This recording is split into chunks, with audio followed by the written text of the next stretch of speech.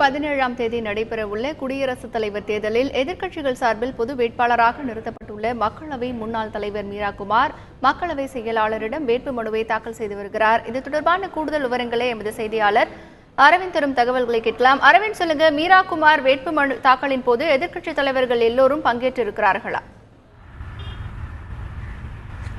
எதிர்க்கட்சிகளின் பொது வேட்பாளராக குடியரசுத் தலைவர் தேர்தலில் நிறுத்தப்பட்டிருக்கும் மக்களவை முன்னாள் சபாநாயகர் மீரா குமார் தற்போது வேட்புமனுவை தாக்கல் செய்து வருகிறார்.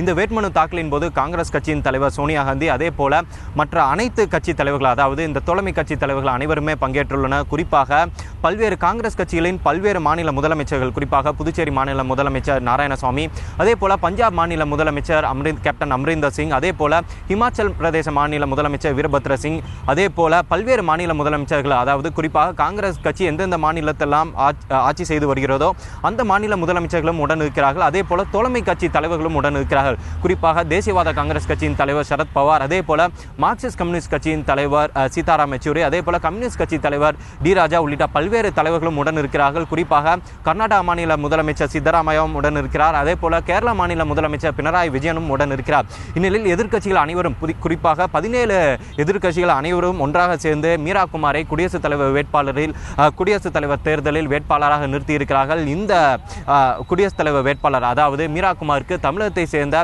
சில கட்சிகளும் ஆதரவு தெரிவித்துள்ளது. குறிப்பாக திமுகவும் இவருக்கு ஆதரவு தெரிவித்துள்ளது. இந்நிலையில் மீரா குமார் தற்போது 4 செட் ஆஃப் நாமினேஷன் பேப்பர், அதாவது 4 பிரிவுகளாக தன்னுடைய வேட்புமனுவை தாக்கல் செய்து வருகிறார். இதில் முதல் பிரிவில் முதலாவதாக சோனியா காந்தி அவரை முன்மொழிந்திருக்கிறார். அதாவது குடியரசுத் தலைவர் வேட்பாளராக சோனியா காந்தி அவரை முன்மொழிந்திருக்கிறார். அவருக்கு வழிமொழிந்து, அதாவது கம்யூனிஸ்ட் கட்சியின் மாநிலங்களவை உறுப்பினர் டி ராஜா அதை வழிமொழிந்து முதலாவது படிவத்தில் கையொப்பமிட்டிருக்கிறார். அதே போல திமுகவை எடுத்துக்கொண்டால் திமுகவின் செயல் தலைவர் மு.க. ஸ்டாலின் மீரா குமார் பெயரை முன்மொழிந்திருக்கிறார். அவருடைய எம்எல்ஏக்கள் 24 பேர் அதனை வழிமொழிந்து கையெழுத்திட்டிருக்கிறார்கள். அதே போல மற்றொரு படிவத்தில் திமுகவின் மாநிலங்களவை உறுப்பினரும் திமுகவின் நாடாளுமன்ற குழு தலைவருமான கனிமொழியும் இவரை முன்மொழிந்து கையெழுத்திட்டிருக்கிறார். மொத்தமாக அனைத்து எதிர்க்கட்சிகளும், அதாவது 17 எதிர்க்கட்சிகளின் தலைவர்களும் ஒன்றாக இணைந்து தற்போது மீரா குமாரின் அந்த வேட்புமனு தாக்கலின் போது உடன் இருக்கிறார்கள். குறிப்பாக ஆர்ஜேடி கட்சி தலைவர் லாலு பிரசாத் யாதவும் உடன் இருக்கிறார். அதே போல திரிணாமுல் காங்கிரஸ் கட்சியின் மாநிலங்களவை உறுப்பினரும் நாடாளுமன்ற குழு தலைவருமான டெரிக் ஓபிரைனும் உடன் இருக்கிறார். இதில் உன்னிப்பாக பார்க்க வேண்டியது, தற்போதைய நிலையில் ஐக்கிய ஜனதா தள கட்சியைச் சேர்ந்த யாருமே இந்த வேட்புமனுவின் போது உடன் இல்லை என்பதும் குறிப்பிடத்தக்கது. அரவிந்த், இப்போ மீரா குமாருக்கு வெற்றி வாய்ப்பு எந்த நிலையில் இருக்கிறது? தற்போதைய சூழலில் 61% தேசிய ஜனநாயக கூட்டணி தரப்பிலே அவர்களுக்கு சாதகமான ஓட்டாகத்தான் இருக்கிறது. ஏனென்றால் அதிமுக, அதே போல ஒய்எஸ்ஆர் காங்கிரஸ் உள்ளிட்ட பல்வேறு இதர கட்சிகளும், அதே குறிப்பாக தெலுங்கானா ராஷ்டிரிய சமிதி, அதே போல பீகாரை எடுத்துக்கொண்டால் தற்போது பீகார் முதலமைச்சராக இருக்கும் நிதிஷ்குமார் தலைமையிலான ஐக்கிய ஜனதா தளம் உள்ளிட்ட பல்வேறு கட்சிகள் தேசிய ஜனநாயக கூட்டணி தரப்பில் முன்னிறுத்தப்பட்டிருக்கும் வேட்பாளர் ராம்நாத் கோவிந்திற்கு தற்போது ஆதரவை தெரிவித்துள்ளனர். அதன்படி பார்த்தால் சுமார் 60% மேலான ஓட்டுகள் தற்போது ராம்நாத் கோவிந்த் அவருக்கு சாதகமாகத்தான் இருக்கிறது. எதிர்க்கட்சிகளை பொறுத்தவரை இந்த 17 எதிர்க்கட்சிகளும் ஒன்றாக இணைந்தாலும் இவர்களிடம் தற்போது வெறும் 30% வாக்குகள் மட்டுமே தற்போதைய சூழலில் இவர்கள் கையில் இருக்கிறது. இந்நிலையில் தற்போது மீரா குமாரும் நாடு முழுக்க பல்வேறு மாநில தலைநகர்களுக்கு சென்று அங்குள்ள மக்களவை மற்றும் சட்டமன்ற உறுப்பினர், அதாவது நாடாளுமன்ற மற்றும் சட்டமன்ற உறுப்பினர்களிடம் தனக்கு ஆதரவு கோருவார் என்று தெரிகிறது. இதற்கு முன்பாக நேற்று செய்தியாளர்களை சந்தித்த போதும் மீரா குமார் அனைத்து நாடாளுமன்ற மற்றும் சட்டமன்ற உறுப்பினர்களுமே தங்களுடைய கட்சிகளை தாண்டி தங்களுடைய உள்மனதை கேட்டு இந்த தேர்தலில் வாக்களிக்க வேண்டும், அதாவது தான் கான்ஸ்டியூஷன், அதாவது இந்தியாவின் அரசியலமைப்பு சட்டத்தை மிகவும் மதிப்பவள், அதே போல இந்தியாவின் அரசியலமைப்பு சட்டத்தை பாதுகாக்கும் வகையில் தான் தொடர்ந்து செயல்பட இருப்பதாகவும், இந்நிலையில் அனைத்து சட்டமன்ற மற்றும் நாடாளுமன்ற உறுப்பினர்கள் அனைவருமே தங்களுடைய கட்சிகளை தாண்டி தனக்கு ஆதரவளிக்க வேண்டும் என்ற கோரிக்கையை விடுத்திருக்கிறார். அதே போல இவர் பல்வேறு மாநிலங்கள் தலைநகர்களுக்கு சென்று அந்த மாநில சட்டமன்ற மற்றும் நாடாளுமன்ற உறுப்பினர்களும் ஆதரவு கேட்க இருக்கிறார். எது எப்படி இருந்தாலும் தற்போதைய சூழலில் தேசிய ஜனநாயக கூட்டணி வேட்பாளரான ராம்நாத் கோவிந்தே தற்போது 60% அதிகமான ஓட்டுடன் தற்போது அவரே இந்த குடியரசுத் தலைவர் வேட்பாளரில் முன்னிலையில் இருக்கிறார். அரவிந்த், இப்ப நீங்க சொன்னீங்க மீரா குமார் பல்வேறு மாநிலங்களுக்கு சென்று தனக்கான ஆதரவை கேட்க இருக்கிறார் என்று. எந்தெந்த மாநிலங்களுக்கு அவர் செல்ல இருக்கிறார்? அதற்கான பயண திட்டம் அவர் எப்போது தொடங்குவார்?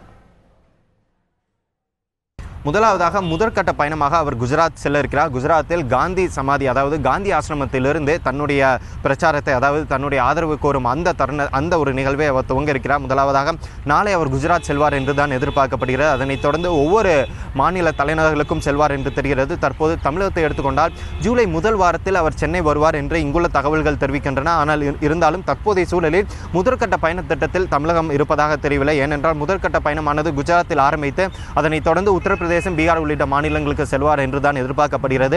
அதனைத் தொடர்ந்து ஜூலை முதல் வாரத்தில் அவர் சென்னை வருவார் என்று எதிர்பார்க்கப்படுகிறது. இந்நிலையில் தேசிய ஜனநாயக கூட்டணியின் வேட்பாளர் ராம்நாத் கோவிந்தை பொறுத்தவரை ஜூலை முதல் தேதி, அதாவது ஜூலை 1ஆம் தேதி அவர் சென்னையில் உள்ள நாடாளுமன்றம் மற்றும் சட்டமன்ற உறுப்பினர்களை சந்தித்து ஆதரவு கோர இருக்கிறார். அதனைத் தொடர்ந்து ஜூலை முதல் வாரத்தில் ஒரு 2-3 தினங்களை தொடர்ந்து மீரா குமாரும் சென்னை வருவார் என்று இங்குள்ள தகவல்கள் தெரிவிக்கின்றன. ஆனால் எந்த தேதி என்பது குறித்து இன்னமும் காங்கிரஸ் வட்டாரத்தில் இன்னும் உறுதி செய்யப்படவில்லை. அரவிந்த், இப்போ எதிர்க்கட்சிகளின் சார்பில் பொது வேட்பாளராக நிறுத்தப்பட்டிருக்கக்கூடிய மீரா குமாருக்கு தமிழகத்தின் சார்பாக எந்தெந்த கட்சிகள் எல்லாம் ஆதரவு கொடுத்திருக்கின்றன? தற்போது தமிழகத்தை பொறுத்தவரை திமுக வெளிப்படையான ஆதரவை தெரிவித்துள்ளனர். குறிப்பாக அந்த வேட்புமனுவிலும் இவர்கள் அந்த கையொப்பமிட்டுள்ளார்கள். அதே போல இந்தியன் யூனியன் முஸ்லீம் லீக் தலைவரும் அவரும் இந்த வேட்புமனுவில் கையொப்பமிட்டுள்ளார்.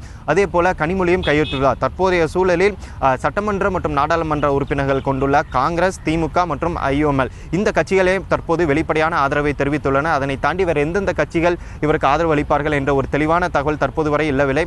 அதே போல குறிப்பாக வெங்கையா நாயுடு, மத்திய அமைச்சர் வெங்கையா நாயுடு பாட்டாளி மக்கள் கட்சியின் நாடாளுமன்ற குழு தலைவரும் நாடாளுமன்ற உறுப்பினருமான அன்புமணி ராமதாஸிடம் அவர் வெளிப்படையாகவே தொலைபேசியில் அழைத்து ராம்நாத் கோவிந்திற்கு ஆதரவு அளிக்கும்படி ஒரு கோரிக்கையை வைத்திருக்கிறார். இன்னமும் பாமக தொடர்பான எந்த ஒரு தெளிவான முடிவும் தற்போது வரை அறிவிக்கப்படவில்லை என்றுதான் தெரிகிறது.